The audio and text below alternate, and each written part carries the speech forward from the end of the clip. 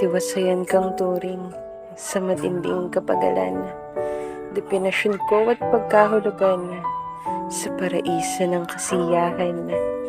Ikaw ang aking palasyong patuloy na uuwian, tahanan kitang nawawari sa wagas na kinabukasan.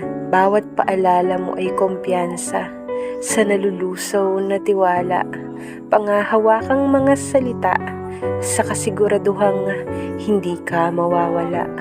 Sa haba ng pagtitimpi, ang yamot ay napapalitan ng tuwa. Kahinahunan sa isip na lito ang iyong pangunawa.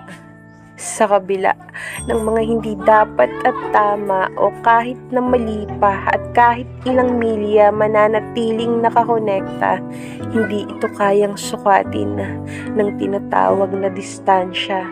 Ang katunayang tunay ang nadarama. Ikaw ang mundo at walang pakialam sa labas mo. Ikaw ay kawalan kung sakaling ako'y hindi na ituturing na sa'yo. Ikaw ang gusto, ang ngiting kapalit ng bawat luha ko. Ikaw ang kahustuhan sa bumabagabag na kakulangan sa pagkatao.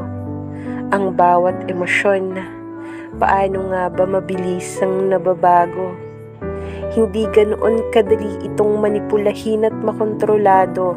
Kahit sa sarili nga ay nagtatanong at nagtataka, anong mahika ang nakapaloob sa iyong mga salita?